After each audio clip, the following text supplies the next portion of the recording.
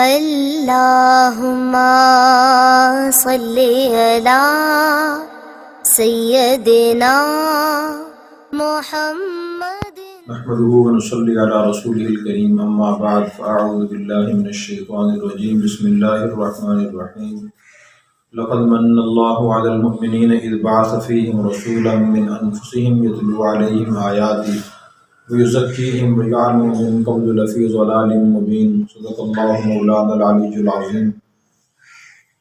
دنیا میں انسان جو بھی کام کرتا ہے کسی مقصد کے لیے کرتا ہے، دکان پر جاتا ہے، ملازمت کے جگہ جاتا ہے، سفر کرتا ہے، کسی مقصد کے لیے کرتا ہے۔ نبی کریم صلی اللہ علیہ وسلم کو اللہ تعالیٰ نے کن مقاصد کے لیے دنیا میں بھیجا، قرآن کریم اور احادیث مبارکہ میں وہ مقاصد تفصیل سے بیان کیے گئے ہیں۔ میں نے آپ کے سامنے آیت تلاوت کی ہے، یہ سورہ نساء کی آیت ہے، یہ سورہ آل عمران کی، اور اس میں اللہ تبارک و تعالیٰ نے نبی کریم صلی اللہ علیہ وسلم کو دنیا میں بھیجنے کے 4 مقاصد بیان فرمائے۔ یہ بڑی دلچسپ بات ہے کہ ہم یہ دیکھیں ہمارے نبی دنیا میں کس مقصد کے لیے آئے۔ تو اللہ تعالیٰ فرماتے ہیں اللہ نے مومنوں پر احسان فرمایا، ان میں ایک رسول بھیجے، یتلو علیہم آیاتی، رسول انہی میں سے تھے جو ان کے سامنے اللہ کی آیات تلاوت کرتے تھے۔ پہلا مقصد تلاوت آیات ہے۔ اللہ نے حضور کو اس لیے بھیجا کہ آپ جا کر لوگوں کو قرآن کریم کی تلاوت کرنے کا طریقہ سکھائیں۔ یہ قرآن کریم عام کتاب نہیں ہے، یہ کتاب الہی ہے، اللہ کی کتاب ہے۔ اس کے پڑھنے کا طریقہ بھی اور کتابوں سے مختلف ہے۔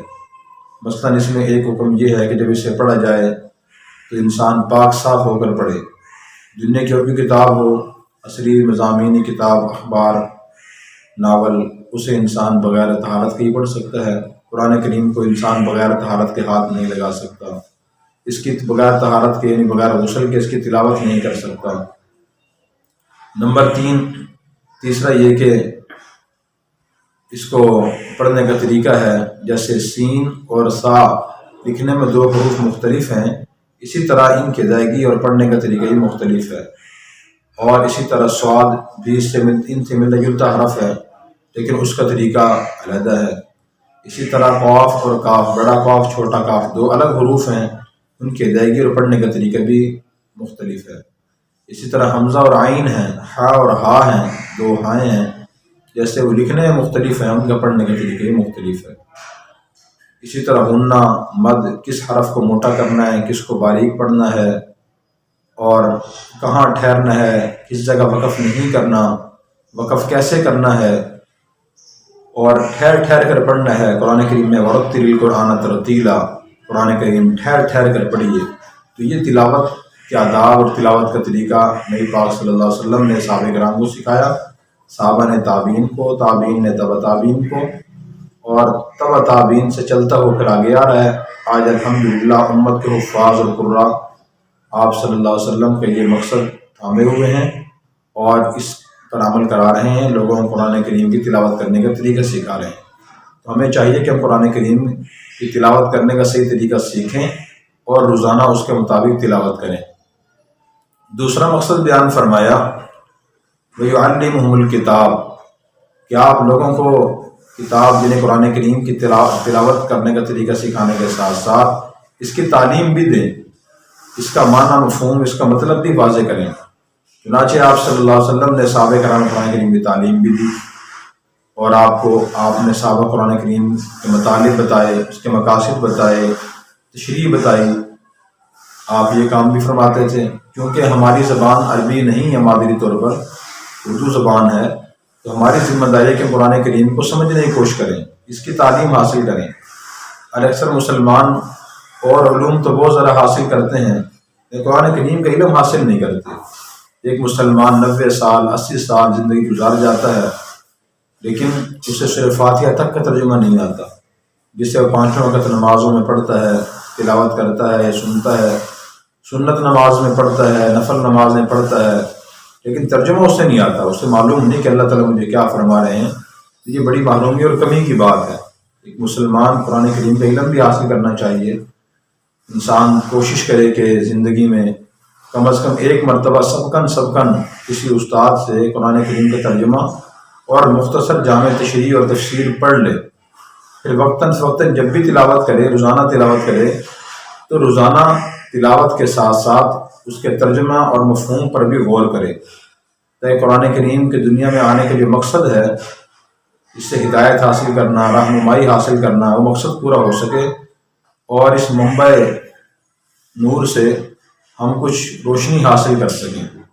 تو آپ نے لوگوں کو قرآن کریم کی تعلیم دی اور لوگوں کو بتایا کہ ہماری معاشرت، ہماری معیشت، ہماری سیاست، ہمارے اخلاق، ہماری عبادات قرآن کریم کے مطابق ہونی چاہیے۔ یہ مقصد تھا آپ کا۔ الحمدللہ آج امت کے علماء، فقہاء، مفتیان کرام، محدثین یہ مقصد پورا کر رہے ہیں، لوگوں کو قرآن کریم کا مطلب، معنی، مفہوم، تفسیر اور تشریح بیان فرما رہے ہیں۔ تو ہمیں بھی اس مقصد میں آپ صلی اللہ علیہ وسلم کی اتباع پیروی کرنی چاہیے، قرآن کریم کو سیکھنا بھی چاہیے اور سکھانا بھی چاہیے۔ نبی کریم صلی اللہ علیہ وسلم نے ارشاد فرمایا، خیرکم من تعلم القرآن وعلمہ، تم میں سے بہترین شخص وہ قرآن کریم سیکھے اور سکھائے۔ اسی طرح تیسرا مقصد بیان فرمایا، والحکمہ، کہ آپ لوگوں کو حکمت کی تعلیم دیتے ہیں۔ حکمت کا مطلب دانائی اور سمجھداری ہے۔ قرآن کریم میں اللہ تبارک و تعالیٰ نے فرمایا، یؤتی الحکمۃ من یشاء ومن یؤت الحکمہ فقد اوتی خیرا کثیرا، کہ اللہ تعالیٰ جسے چاہتے ہیں حکمت عطا فرماتے ہیں، اور جسے حکمت دے دی جاتی ہے اسے بہت بڑی خیر اور بھلائی دے دی جاتی ہے۔ یہ حکمت دانش مندی اور سمجھداری بھی ہے، اور حکمت یہ بھی ہے کہ انسان کو دین کی سمجھ حاصل ہو جائے، بصیرت حاصل ہو جائے، اسے معلوم ہو کہ کس موقع پر کون سی بات کہنی ہے اور دین کی کون سی بات بیان کرنی ہے، اور کس بات پر، کس تعلیم پر عمل کرنا ہے۔ یہ بڑی گہری بات ہے۔ جیسے دنیا میں میڈیکل سٹور ہوتا ہے، اس میڈیکل سٹور میں دوائیاں بہت زیادہ رکھی ہوتی ہیں، لیکن ڈاکٹر کو پتہ ہوتا ہے کہ کس مرض میں یا مرض کس سٹیج پر کون سی دوائی مفید اور مؤثر ہے اور کون سی مؤثر نہیں ہے۔ دیکھیں، ایک معمولی بچہ ہو 1-2 سال کو، اسے بخار ہو جائے، اسے پیناڈال گولی نہیں دی جاتی، اسے پیناڈال سیرپ دیا جاتا ہے۔ اسے بروفن گولی نہیں دی جاتی، بروفن سیرپ دیا جاتا ہے۔ اگر بڑی عمر کا شخص سے بخار ہو جائے، اسے بروفن گولی دی جائے گی، اسے پیناڈال گولی دی جائے گی، سیرپ نہیں دیا جائے گا، سیرپ وہاں کام نہیں کرے گا۔ دونوں دوائیاں ہیں بخار کے لیے، لیکن عمر کے فرق سے ان کا استعمال مختلف ہے، طریقہ مختلف ہے۔ یہی مثال دین کی ہے۔ بعض لوگوں کو دین کا علم تو حاصل ہو جاتا ہے، بلکہ ہر مسلمان کو کچھ نہ کچھ دین کی باتیں معلوم ہوتی ہیں، لیکن حکمت کا علم نہیں ہوتا، جس کے نتیجے میں ایک مسلمان دین کے نام پر غلط کام کر رہا ہوتا ہے، بے موقع اور نامناسب کام کر رہا ہوتا ہے۔ مثلا ایک مسلمان دوسرے مسلمان کو دیکھتا ہے کہ وہ کسی گناہ میں مبتلا ہے، گناہ میں کوئی شخص مبتلا ہو، اس کو روکنے کی کوشش کرنا تو ضروری ہے، لیکن کس موقع پر اور کس شخص کو کس طریقے سے منع کرنا ہے اور کیسے دین کی دعوت دینی ہے، یہ ایک باریک کام ہے، اور اکثر لوگوں کو معلوم نہیں ہوتا۔ ماں باپ کو معلوم نہیں ہوتا، دوستوں کو معلوم نہیں ہوتا، رشتہ داروں کو معلوم نہیں ہوتا، اس لیے وہ کسی دوست کو، رشتہ دار کو یا کوئی شخص اپنی اولاد کو کسی گناہ میں، نافرمانی میں مبتلا دیکھ کر انتہائی سختی کا رویہ اختیار کرتے ہیں۔ مثلاً طعن و تشنیع شروع کر دیتے ہیں، اور طعن و تشنیع خود گناہ ہے۔ یہ شخص گناہ سے منع کرنے کے لیے چلا تھا، خود گناہ میں مبتلا ہو گیا، یا اس کے عیب اور راز ظاہر کرنا شروع کر دیتے ہیں، کمزوریاں ظاہر کرنا شروع کر دیتے ہیں کہ شخص میں یہ کمزوریاں ہیں، یہ خامیاں ہیں۔ اب یہ گناہ سے منع کرنے کے لیے چلا تھا، خود گناہ میں مبتلا ہو گیا۔ قرآن کریم میں اللہ تعالیٰ نے ان چیزوں سے منع فرمایا، وَلَا تَجَسَّسُوا، تم جاسوسی نہ کرو، چھپ کر کسی کی خفیہ باتیں تلاش نہ کرو۔ تو یہ حکمت کے دیکھیں خلاف ہے۔ لیکن یہ شخص کہتا ہے کہ میں تو کسی گناہ دیکھ کر برداشت ہی نہیں کر سکتا، مجھ سے برداشت نہیں ہوتا، یہ ایمان کا تقاضا اور غیرت کا تقاضا ہے، گناہ دیکھ کر برداشت نہ کیا جائے، اس کے خلاف فوراً کارروائی کی جائے۔ اب کارروائی کتنی کرنی ہے، کیسے کرنی ہے، یہ معلوم نہیں۔ اور بعض اوقات غلط فہمی یہ ہوتی ہے کہ ایسا مسلمان جو دوسروں کے خلاف انتہائی پرتشدد رویہ اختیار کرتا ہے، وہ نبی کریم صلی اللہ علیہ وسلم کے جہاد کے حالات و واقعات بیان کرنا شروع کر دیتا ہے کہ دیکھیں نبی کریم صلی اللہ علیہ وسلم نے تو دین کی خلاف ورزی کرنے والوں سے جنگ لڑی ہے، تلواریں اٹھائی ہیں، ڈھالیں اور نیزے اٹھائے ہیں، گردنیں کاٹی ہیں۔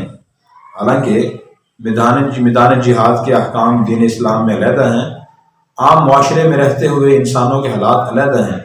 نبی کریم صلی اللہ علیہ وسلم نے مکہ مدینہ میں رہتے ہوئے عام روٹین کی زندگی میں کسی منافق کو نہیں مارا، کسی کا غیر مسلم کی گردن نہیں کاٹی، کسی کو سخت بات نہیں فرمائی۔ تو حکمت یہ ہوتی ہے کہ کس موقع پر دین کی کس بات پر عمل کرنا ہے، کس طریقے سے عمل کرنا ہے۔ دوسری مثال اس کے میں یہ عرض کروں کہ کچھ لوگ دین پر بڑی احتیاط سے عمل کرتے ہیں، وہ کھانے پینے میں احتیاط کرتے ہیں، بولنے میں احتیاط کرتے ہیں، مال حاصل کرنے میں احتیاط کرتے ہیں، خرچ کرنے میں احتیاط کرتے ہیں۔ اسی کا نام تقویٰ ہے اور ایسا ہونا چاہیے۔ لیکن اکثر مسلمان غیر محتاط ہوتے ہیں۔ وہ جو غیر محتاط لوگ ہوتے ہیں وہ محتاط لوگوں پر تانشنی کرتے ہیں اور انہیں کہتے ہیں کہ آپ تو بہت زیادہ وہمی آدمی ہیں۔ بس آدمی کی نیت ٹھیک ہونی چاہیے، اگر نیت ٹھیک ہے بس اللہ تعالیٰ سب کچھ معاف کر دیں گے، اللہ نیتوں کو دیکھتے ہیں۔ اب وہ اس شخص کی اس طرح حوصلہ شکنی کر کر کے اسے اس احتیاط والے کام سے ہٹنے کی اور بچنے کی تلقین کر رہے ہوتے ہیں، حالانکہ اس وقت اللہ کی رحمت کی اور نیت کی درستگی کی آیات سنانے کی ضرورت نہیں ہوتی، بلکہ اس بات کی ضرورت ہوتی ہے کہ آپ ماشاءاللہ بہت محتاط ہیں، ہم سب کو اسی طرح احتیاط سے کام کرنا چاہیے۔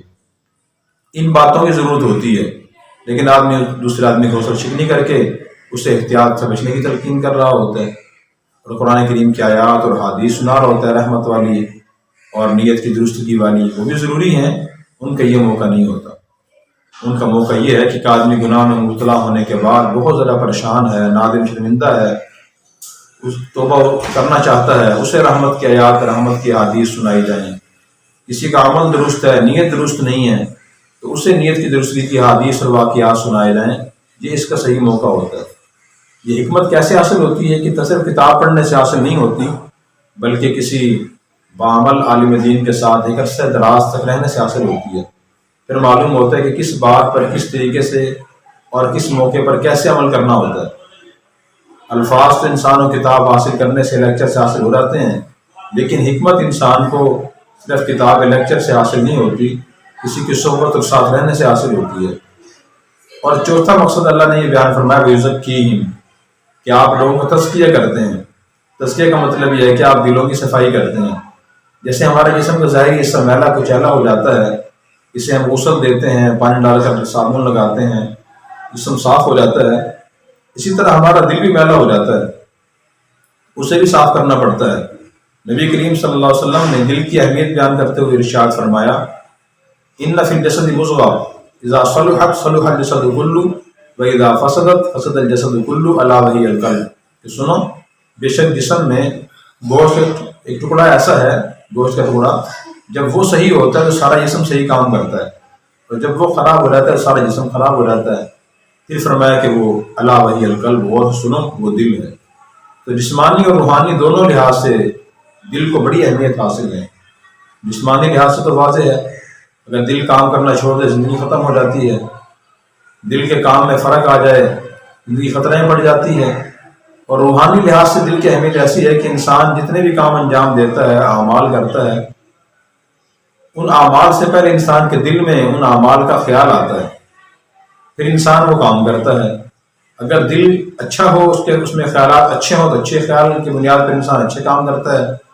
اگر دل کے خیالات برے ہوں، پاکیزہ نہ ہوں، تو پھر انسان کام بھی برے کرتا ہے۔ دل میں برے خیالات کون سے آتے ہیں؟ کفر کا خیال، شرک کا، حسد، بغض، تکبر، کینہ، مال کی بہت زیادہ محبت، عہدے کی محبت، لوگوں کی حقارت، یہ شہرت کا جذبہ، ناموری کے جذبات، یہ جذبات جب دل میں انسان کے پیدا ہوتے ہیں پھر انسان ان کے مطابق غلط کام انجام دیتا ہے۔ مثلا دل میں تکبر پیدا ہو گیا، تکبر کا مطلب یہ ہے کہ میں سب سے بڑا ہوں، میں سب سے زیادہ سمجھدار ہوں، میں سب سے زیادہ نیک ہوں، پرہیزگار ہوں۔ جب دل میں یہ خیال پیدا ہوتا ہے، انسان خود کو سب سے بڑا سمجھتا ہے، سب سے زیادہ عقل مند سمجھتا ہے، پھر انسان کسی سے مشورہ کرنے کی ضرورت محسوس نہیں کرتا، اور انسان اسی طرح کسی کی بات وجہ سنتا نہیں ہے، کسی کی بات پر عمل نہیں کرتا۔ کوئی انسان کو سمجھائے، یہ بات سنائے تو وہ خفا ہو جاتا ہے کہ آپ مجھے کیوں سمجھا رہے ہیں، میں بیوقوف تو نہیں ہوں۔ اور جب انسان خود کو بڑا سمجھتا ہے دوسروں کو حقیر سمجھتا ہے،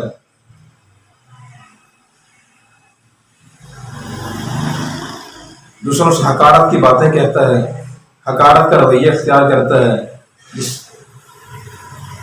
جس سے اللہ تعالیٰ بھی ناراض ہوتے ہیں اور آپس کے تعلقات بھی خراب ہوتے ہیں۔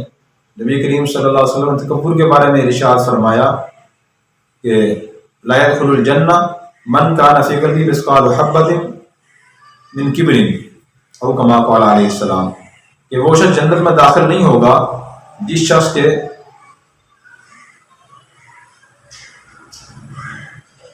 دل میں رائی کے دانے کے برابر بھی تکبر ہوگا، وہ جنت میں نہیں جائے گا۔ تو دیکھیں ایک تکبر کے کتنے نقصانات ہیں، اسی طرح حسد کے، بغض کے، کینے کے، مال کی بہت زیادہ محبت کے، عداوت کے بہت زیادہ نقصانات ہیں۔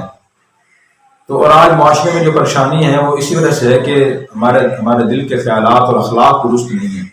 اگر اس میں صبر آ جائے، شکر آ جائے، عاجزی آ جائے، انسانیت سے ہمدردی اور خیرخواہی آ جائے، نرمی کے خیالات دل میں پیدا ہو جائیں، قناعت کے خیالات دل میں پیدا ہو جائیں، دوسروں کو اہمیت دینے کے خیالات دل میں پیدا ہو جائیں، محبت دل میں پیدا ہو جائے، تو معاشرہ جنت کا منظر پیش کرے گا۔ تو آپ صلی اللہ علیہ وسلم کے بارے میں اللہ تعالیٰ نے فرمایا کہ میں نے ان 4 مقاصد کے لیے آپ کو بھیجا ہے اور آپ نے مقاصد انجام دیے ہیں۔ چوتھا مقصد ہے دلوں کی صفائی۔ اس کو حاصل کرنے کا طریقہ بھی یہ ہے کہ انسان قرآن و سنت کی جو تعلیمات اخلاقیات سے متعلق ہیں، دل سے متعلق ہیں، ان کو انسان پڑھے اور بار بار پڑھے، یہ علماء سے سنیں، تو اس سے انسان کو فکر پیدا ہو جاتی ہے، معلوم ہو جاتا ہے کہ میری دل میں بیماری یہ ہے اور میں اس طرح سے پریشان ہوں اور مجھے اس کو ختم کرنے کی ضرورت ہے۔ الحمدللہ بڑے پیمانے پر علماء اصلاحی مجالس قائم کرتے ہیں جو اخلاقیات تذکرہ کرتے ہیں، تو ان کو سننے سے بھی انسان کی دل کی صفائی ہو جاتی ہے اور ہر مسلمان کو اس کی ضرورت ہے۔ اللہ تعالیٰ نے ان کان من لفی ضلال مبین، کہ آپ کو بھیجنے سے پہلے، آپ صلی اللہ علیہ وسلم کے آنے سے پہلے لوگ واضح گمراہی میں مبتلا تھے۔ جب تک انسان ان 4 چیزوں کو حاصل نہیں کرتا واضح گمراہی میں مبتلا ہوتا ہے۔ اللہ تعالیٰ ہمیں نبی کے پاک صلی اللہ علیہ وسلم کے ان مقاصد کو پہچاننے کی اور ان کو اپنانے کی توفیق عطا فرمائے۔ Subscribe now and press the bell icon. Never miss an update.